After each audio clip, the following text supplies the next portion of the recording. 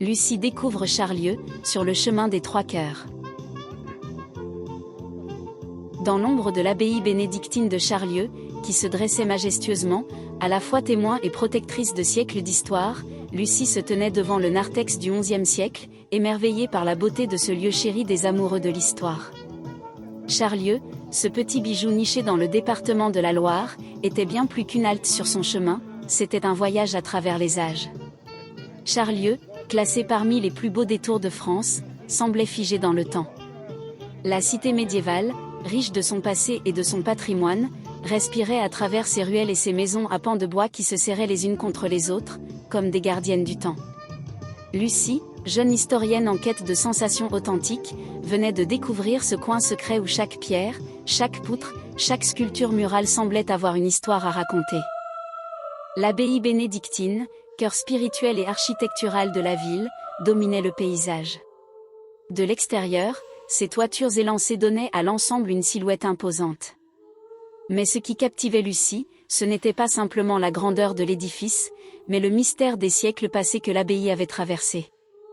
Comment les moines bénédictins, sous la protection de Cluny, avaient-ils vécu ici? Quelle était leur influence sur cette région du royaume de France? Lucie savait que l'abbaye avait été fondée au IXe siècle, une époque où la chrétienté se consolidait à travers toute l'Europe. Ce qu'elle ignorait encore, c'est que l'abbaye de Charlieu, bien que moins connue que celle de Cluny, portait l'empreinte de cette grande abbaye dans ses pierres et dans son âme.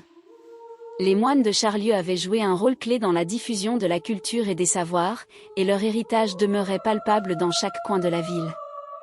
Lors de sa première visite du musée hospitalier, Lucie fut frappée par la richesse des objets exposés. Chaque ancien ustensile semblait témoigner de l'importance de Charlieu en tant qu'hôte des voyageurs et des malades au Moyen-Âge. Dans cette ancienne maison qui servait autrefois d'hôpital, on percevait l'essence même de la charité chrétienne. À quelques pas de là, le musée de la soierie offrait une immersion dans l'industrie florissante de la soie, qui avait prospéré en cette région au XIXe siècle. Lucie, fascinée par les métiers à tisser anciens et les délicates étoffes, comprit rapidement que la soierie avait fait de Charlieu une cité prospère. Mais plus encore, elle s'aperçut que les traditions, bien que marquées par l'évolution industrielle, continuaient de nourrir l'identité locale.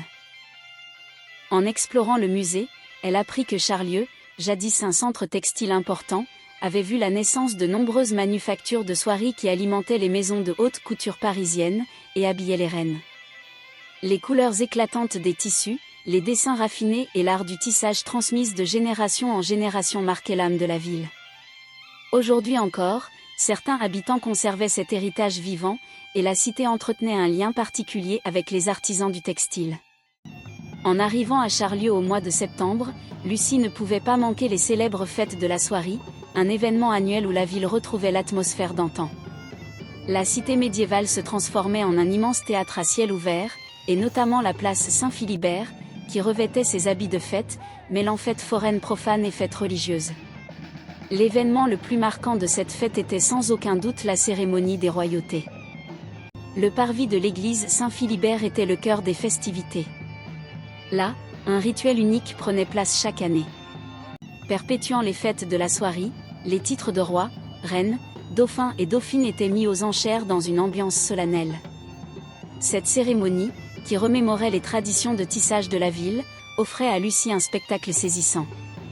Les enchères étaient menées avec brio par des personnes vêtues de costumes anciens, tissés par les dames de la tour, leur voix résonnant entre les vieilles pierres de la ville.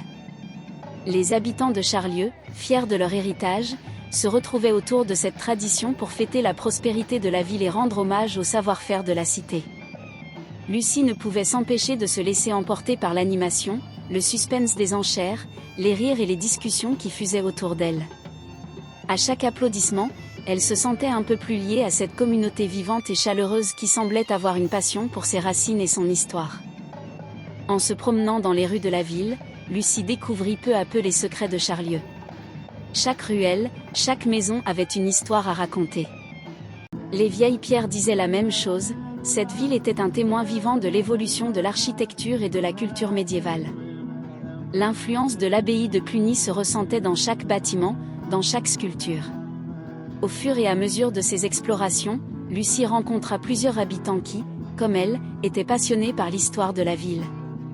Un libraire féru d'histoire médiévale, lui parla longuement de la fondation de l'abbaye et de son influence sur la vie religieuse et culturelle de la région. Une autre rencontre, avec un ancien tisseur, lui permit de découvrir ce qu'était une navette, une trame, une chaîne, et un bistanclac. Lucie comprit que Charlieu était bien plus qu'un simple décor médiéval. C'était une cité où le passé et le présent s'entremêlaient harmonieusement, une cité où chaque habitant, chaque artisan, chaque visiteur participait à l'entretien d'une mémoire collective. Lucie entra ensuite dans l'église Saint-Philibert, où elle fut émerveillée par les stalles polychromes en bois, véritable chef-d'œuvre datant du XVe siècle. Après cela, elle se dirigea vers l'hôtel de ville pour découvrir les célèbres tapisseries d'Aubusson. Dans la salle des mariages, elle fut captivée par les magnifiques tapisseries représentant des scènes d'escarpolette, où des personnages se balancent joyeusement dans des paysages enchanteurs.